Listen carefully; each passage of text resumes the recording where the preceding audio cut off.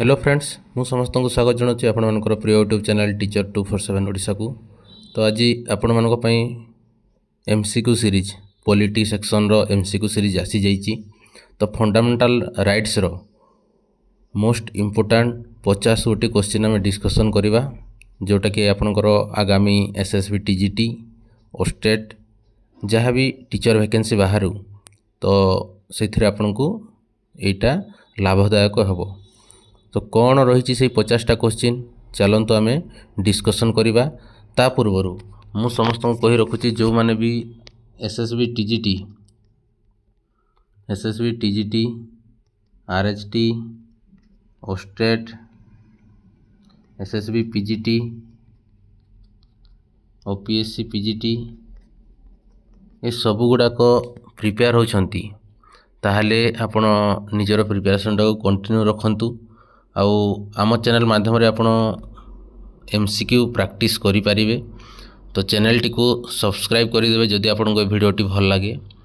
तो ता पूर्वर मु आ गोटे कथा कहि रखुची जे आपनकर ओस्टेट जो ओस्टेट एग्जाम हेबो तो डेट सरी आसिलानी आपनकर 17 तारीख लास्ट डेट अच्छी। तो जेहेतु 17 तारीख लास्ट डेट अच्छी जो मैंने भी एप्लाय करना दयाकोरी एप्लाय कर दिंतु कहीं बहुत प्रोब्लेम हुए परवर्ती समय जिते आपनकर रजिस्ट्रेशन शेष हो आसे साइट रो आपनकर बहुत असुविधा देखा जाए। तो चलतु आम डिस्कसन करवा से 50टी इम्पोर्टाट क्वेश्चन कौन कौन रही आम क्वेश्चन रो ऑप्शन को मध्य एलाबोरेट करवा। तो आपण मैंने स्क्रीन रे देखि पारुथिबे जे आपनकर फंडामेंटल राइट्स टोटाल 50 गोटी एमसीक्यू आपनक पाखरे बे देखा जाउची। आपन को मु क्वेश्चन एमसीक्यू डिस्कसन करी। तो फास्ट क्वेश्चन टा होची आपण माने जानि थिबे फंडामेंटल विषय तो आपण माने सब पढ़ी थिबे जेहेतु बहुत कम दिन रहिला स्टेट परीक्षा सेति पई खाली मु एमसीक्यू डिस्कसन करूची। मझे मझे किछि किछि कांसेप्ट लिखि देबी तो माने सेगुडा को सब खातारे नोट करी नबो। तो फास्ट क्वेश्चन आंसर मु पचारुची जे fundamental rights are contained in which part of the Indian constitution हला। तो तुमको कहबार अछि कोन ना फंडामेंटल राइट्स तो को भागरे अछि इंडियन कॉन्स्टिट्यूशन रो को भागरे तुमरो फंडामेंटल राइट्स टी अछि। तुमरो अछि ऑप्शन हेरिका देखो part second part third part fourth ना पार्ट फिफ्थ को सेक्शन रे अछि सेटा तुमको कहबार अछि। तो कौन हम आंसर कोथरे अछि फंडामेंटल राइट्स समस्त कह option A B C D कोटा हबो। हाँ तो जो माने भी ऑप्शन बी कहिचो तो पार्ट थर्ड एटा होचे हमर कोन ना फंडामेंटल राइट्स। सेमती डीपीएससी तुमर केते को नंबर पार्ट रे अछि तो कोटा कह कोटा कोथरे अछि डीपीएससी कि जानछो ना पार्ट 4 रे अछि हैला। पार्ट 5 रे कोन अछि एठी अछि तमरो कोन ना पार्ट 5 रे हम कोन कहूछु पार्ट 5 रे अछि तमरो प्रेसिडेंट हैला। एठी हमरो कोन अछि ना प्रेसिडेंट विषय रे वर्णना करे जे ताहार जहा सब अछि प्रेसिडेंट रो कार्यकलाप सेगुडा को एठी सब वर्णना करा जायछि। पार्ट सेकंड रे कोन अछि पार्ट सेकंड रे कोन अछि को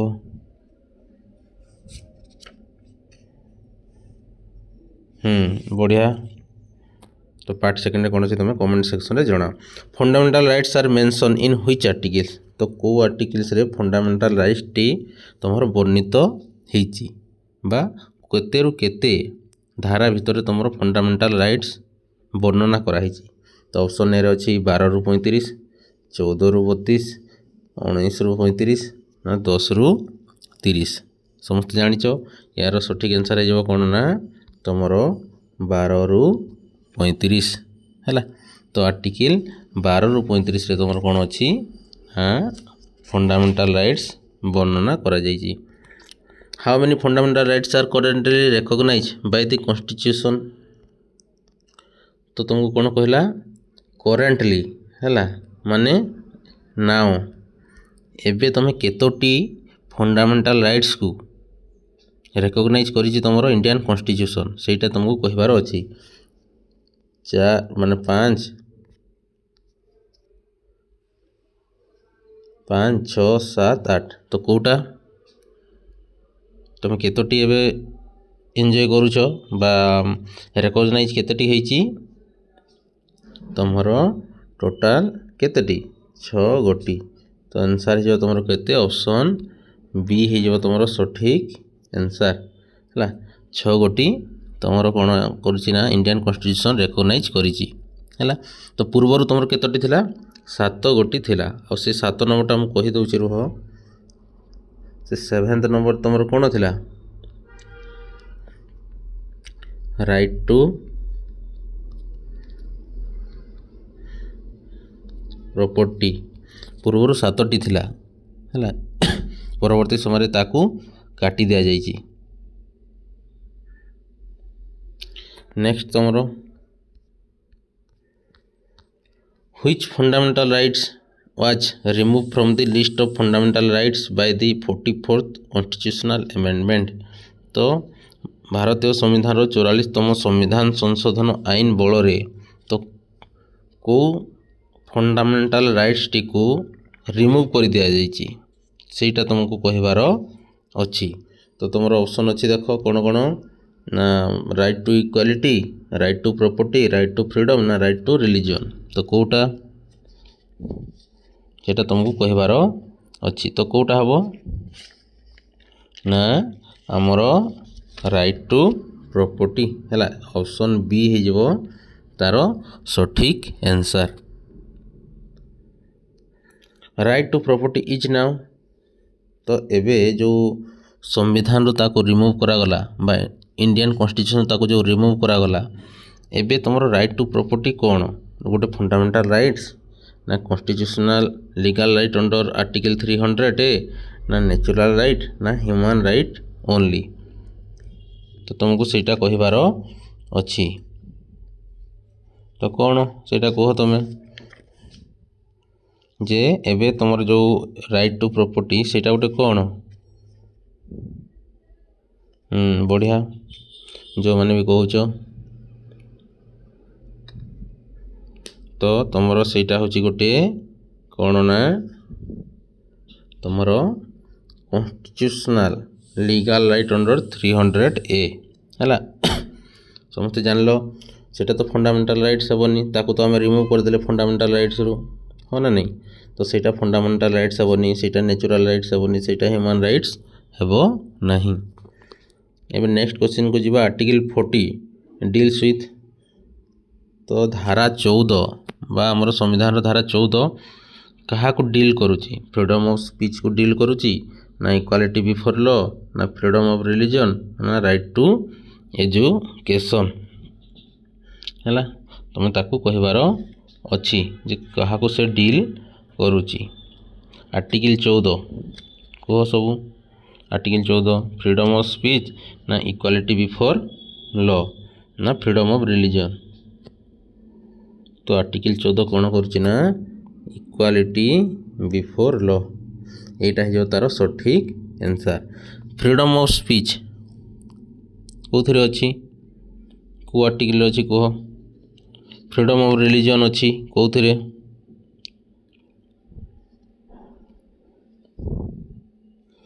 हाँ फ्रीडम ऑफ स्पीच अच्छी कौन ना आमर 19 है फ्रीडम ऑफ स्पीच। तापर तुम कौन अच्छे से कही फ्रीडम ऑफ रिलीजन है रिलीजन कथा जिते आम कहे से कौन हो जाऊँ ना आमर धारा कौन जाऊँ ना आम 29-30 समस्ते जानीचे 29-30 ना केते फ्रीडम ऑफ रिलीजन होची तुमरो केते तुमरो आर्टिकल 25 है राइट टू एजुकेशन समस्ते जानीच 21A जानीच ना नहीं 21A होची तुमरो कौन ना राइट टू एजुकेशन है समस्ते जान लो। Article 15 prohibits discrimination on ground of तो आर्टिकल 15 जो तुमरो कौन अच्छी डिस्क्रिमिनेशन बा आम भेदभाव जो करुचे छुआ छुआ जो आम भितर रही तो सेटा को ग्राउंड रु प्रोहिबिट करा जाइछि से डिस्क्रिमिनेशन को। तो रिलीजन रेस कास्ट सेक्स और प्लेस ऑफ बर्थ ना लैंग्वेज ओनली ना इकोनॉमिकल स्टेटस ओनली ना एजुकेशन ओनली। तो शिक्षा हिसाब से डिस्क्रिमिनेशन करा जाउछि ना इकोनॉमिकली ना लैंग्वेज ना religion race caste sex place birth है प्लेस ऑफ बर्थ। तो ये तार सठिक आंसर कौन हो ना ऑप्शन ए हो तार सठिक आंसर जे आम कौन से गोटे लोक को तार धर्म किंबा जाति किंबा लिंग से कौ जगार जन्म होती ताकू नहीं कि आम कौन करवा माने भेदभाव करिपारिबा नहीं है। तो ये जिनसटा से कही आर्टिकल 15 रे।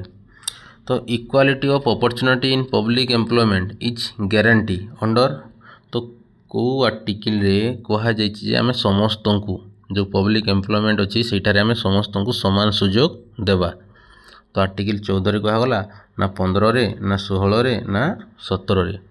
तो ये तुम कहबार अच्छी कौथिरे कहा जाइए है। तो आम जाने आर्टिकल 14 रे से कौन कही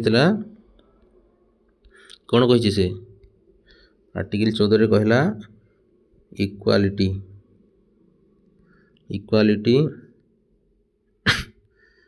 बिफोर लॉ इटा है तुम आर्टिकल 14।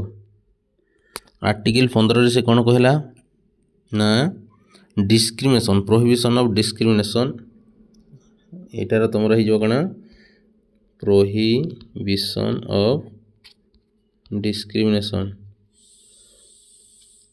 कास्ट रेस युवाक सब से कही। तो एबे आर्टिकल 16 कथा तुमको पचार आर्टिकल 16 कौन कही ना सठिक आंसर हो तुम आर्टिकल 16 जे आम जहाँ को भी इक्वालिटी बा आम समानता देवा जो आम पब्लिक एम्प्लॉयमेंट अच्छी से आम समस्त को समान सुजोग देवा है। तो आर्टिकल 17 रे कौन कही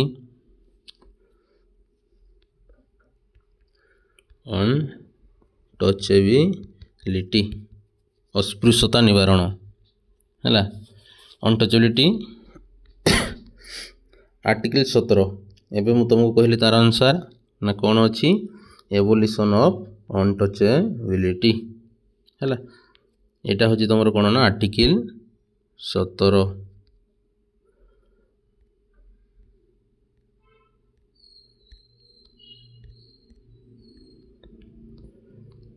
आर्टिकल 18 बा आर्टिकल 18 प्रोवाइड्स फॉर आर्टिकल 18 रे आर्टिकल 18 रे कौन देखुचे ना abolition of title right to education freedom of assembly ना प्रोटेक्शन अगेंस्ट अरेस्ट।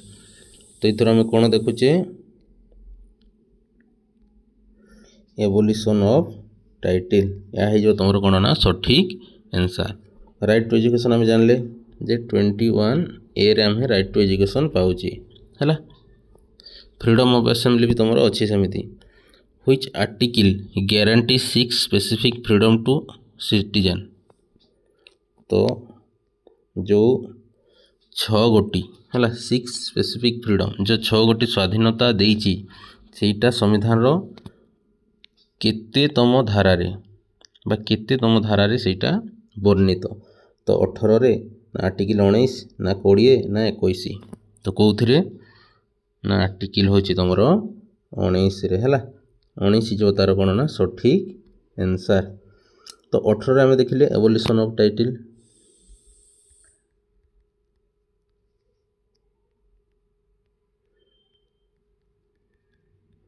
आर्टिकल 20 रे आम कौन देखा आर्टिकल 20 रे कौन अच्छी ना आमर protection in respect of conviction for offence है। आर्टिकल 21 रे कौन अच्छी सेमती protection of life and personal liberty है protection of life and personal liberty. Which of the following is not a freedom under article 19। तो यही भितर कोटा तुमर आर्टिकल 19 धारा 19 रो गोटे फ्रीडम नुह।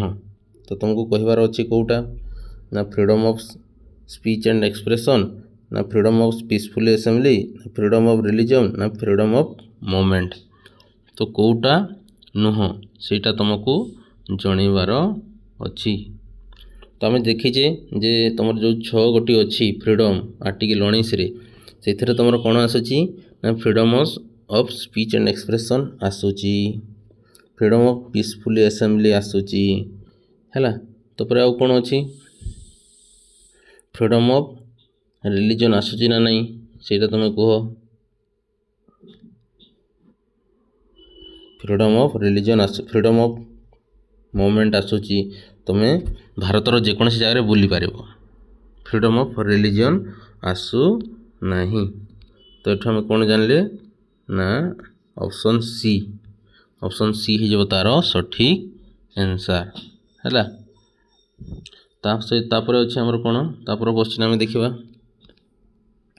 Freedom of speech and expression is guarantee under. तो जो फ्रीडम ऑफ स्पीच आ एक्सप्रेशन अच्छी ताहा आर्टिकल 19 रो को धारारे वर्णित अच्छी सेटा तुमको कहिबार अच्छी हैला। तो आर्टिकल 20 ना 19 ना 21 ना 22 तो सेटा तुमर केते अच्छी ना आर्टिकल 19 रो ए एइथिरे तुमर सेटा वर्णित हेची। 20 कथा हम कहली 20 रे कहाची respect of conviction for offence. 21 कथा हम कहली protection of life and personal liberty. 22 रे कौन अच्छी ना protection against arrest and detention in certain cases हैला। तो ये आर्टिकल 21 भितर ही तुम कौन आसची राइट टू एजुकेशन RTE आसूची हैला। तो the right to assembly peacefully and without arm is guarantee under. तो जो राइट टू असेंबली पीसफुली जो आम असेंबली करुचे सेटा तुमर आर्टिकल 19 रो को पार्ट रे वर्णित होईची 19 रो A B C ना D। तो तुमको कहिबार अछि तो को पार्ट रे वर्णित होईची। तो एटा ही तुम कौन ना सठिक आंसर आर्टिकल 19 रो B। आम ए कथा जानले ए कथा रे तुम कौन अच्छी ना स्पीच एंड फ्रीडम। सी रे तुम कौन अच्छी फॉर्म एसोसिएशन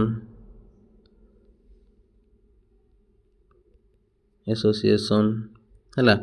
सेमती डी रे कौन अच्छी डी रे तुम अच्छी कौन मोमेंट।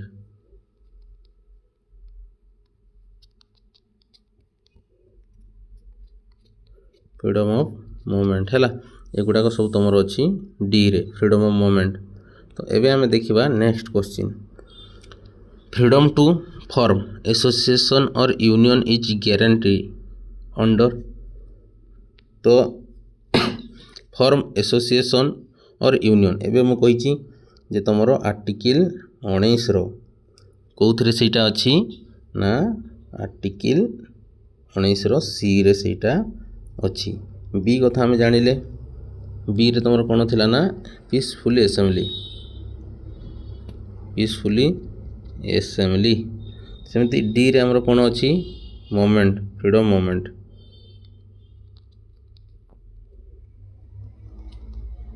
मोमेंट। ई रे कौन अच्छी freedom of residence.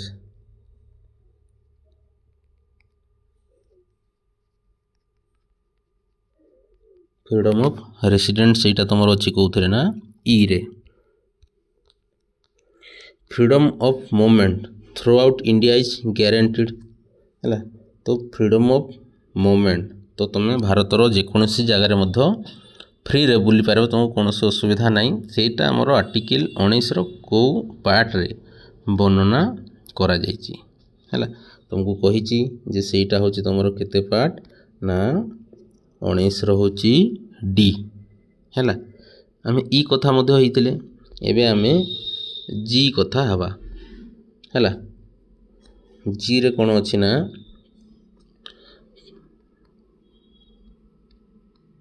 Freedom of कौन प्रोफेशन है। सी रे सेमिति अच्छी फॉर एसोसिएशन एगुड़ा सब तुम जानिच है। Freedom to reside and settle in any part of India is provided under. तो आम भारतर जेकोसी जगार कौन करिपरिबा ना बसवास करिपरिबा। तो ସେଇଟା तुम कौन अच्छी कौन ना आर्टिकल 19 रो ई पार्ट रे अच्छी freedom of residence and settle in any part है। तो एबे आमे देखिबा नेक्स्ट क्वेश्चन। तुम नेक्स्ट क्वेश्चन कौन अच्छी ना freedom to practice any profession occupation trade business in guaranteed under. तो এইটা तुम कौन अच्छी प्रोफेशन कथा कही ऑक्युपेशन कथा कही এইটা तुम आसीज कौटा ना आर्टिकल 19 रो जी नंबर पार्ट रे सेटा वर्णना करा जाइछि है। तो protection against conviction for offence is provided under. तो से कहला कन्विक्शन फॉर ऑफेंस ऑफेंस कथा मुझे जो कही तुम से केते मन रख 19 20 21 ना 22 तो कौटा से तुम आर्टिकल 20 है 20 रे आम कौन कही protection in respect of conviction for offence. सेमती 21 रे कौन कही ना प्रोटेक्शन ऑफ लाइफ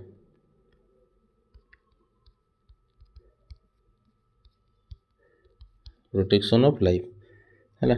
आर्टिकल 22 रे कौन कही यहाँ तो तुम अच्छी protection of certain rights freedom of speech जोटा अच्छी तुम आर्टिकल 19 रे protection of life and personal liberty is guaranteed bye एबे ही कही तुमको जे सेटा तुमर कौन अच्छी ना आर्टिकल 21 रे अच्छी है। The right to education was introduce as a fundamental rights by. तो संविधान केतेतम संविधान संशोधन एमेंडमेंट एक्ट अनुसार तुम राइट टू एजुकेशन को बा शिक्षागत अधिकार को गोटे फंडामेंटल राइट्स बोली कि मानि निया गला। केतेतम 42 44 86 91 केतेतम सेटा तुमको कहिबार अछि ता सहित मसीहा मध्य तुमको कहिबार अछि। तो आम जानिचे जे तार सठिक आंसर होची कौन ना 86 एमेंडमेंट एक्ट 2002 समस्त जानिच। तार आर्टिकल होची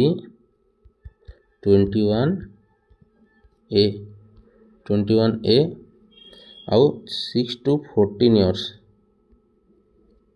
पिला मानक सेठी कौन ना मागणा शिक्षा दिया जीवो free and compulsory education to all children of the age of 6 to 14 years है। तुम तो जान लो 44 रे आम जानिले जे आमर जो कौन होता 44 कथाटी मुझे कहीदे हम 44 रे जानी जे राइट टू प्रॉपर्टी जो फंडामेंटल राइट्स थिला ताको आमे रिमूव करथिले हैला। तापर 42nd अमेंडमेंट मिनी कॉन्स्टिट्यूशन तापर 91 अमेंडमेंट कौन सेटा तुमको कमेंट करिवार अछि। Article 21A provide free and compulsory education for children age एबे मु तुमको कहली ना 5 ରୁ 14 6 ରୁ 14 6 ରୁ 18 ना 7 ରୁ 14 तो सठिक आंसर है जो तुम कौन ना 6 ରୁ 14 वर्ष। Protection against arrest and detention is dealt with under. Protection against arrest and detention यहाँ मुझे कही तुमको केते ना आर्टिकल 22 रे है जोटा कि आमर अच्छी कौन ना प्रिवेंटिव डिटेक्शन कथा प्रिवेंटिव डिटेक्शन है। Prohibition of trafficking in human being is provided under. तो इतार आंसर हो केउटा ना तुम आर्टिकल 22, 23, 24, 25 है। तो तुमको से कहला कौन कहला ना prohibition of trafficking is human being. तो इतार आंसर है जो तुम कौन ना आर्टिकल 23। आम कौन कहूचे ये आर्टिकल 23 रे राइट एगेन्स्ट एक्सप्लोटेशन है। शोषण विरोध रे अधिकार जो कथा आम कहूचे शोषण विरुद्ध रे अधिकार तो सेटा से भीतर ही आसछि तुम कौन ना ट्राफिकिंग इन ह्यूमन बीइंग है। तो तापर तुम कौन अच्छी prohibition of employment of children in factory it is provided under. तो आम कौन 6 ରୁ 14 वर्षर बा 14 वर्षरू कम पिला मानक आम कौन फैक्ट्री रे काम करई परिबा नाही। तो सेटा तुम आसछि आर्टिकल केते ना 24 रे। समस्ते जानिच जे नो चाइल्ड बिलो केते age of 14 years can be employed in any factory और माइन और एनी अदर हाजार्ड्स एम्प्लॉयमेंट है। तो ये तार गोटे अपडेट आसाला 2026 बा 2016 मसीह जे कौन ना ये आर्टिकल 24 रिलेटेड को लेकिन the parliament approve a proposal to complete ban employment of children below 14 years in all occupation and process except those involve in family business है। जदि किए कौन छुआ को बा जार 14 वर्ष रु कम अच्छे कौन फैक्ट्री काम करोची है तो तांकू 2 वर्ष जेल हम ता सहित 50,000 टंका से फाइन भरवे। जदि कहार फैमिली रे इश्यू अच्छी फैमिली बिजनेस अच्छी ताहले से करिपारे किछि आवश्यकता नहीं। तो एमती आहरी बहुत गुड़ाए तुम क्वेश्चन अच्छी। तो आज तो समय हो गलानी तो तुम मानक पई पुणी गोटे नुआ 26 रु स्टार्ट करवा संध्यारे सीरीज अपलोड हम। तो चिंता करिवार कौन ना एमती नुआ नुआ क्वेश्चन अच्छी तुम आराम से सब किसी सॉल्व कर पारिबो है। ठीक अच्छी रखुची जो माने भी प्रिपेयर हो भल से प्रिपेयर हो।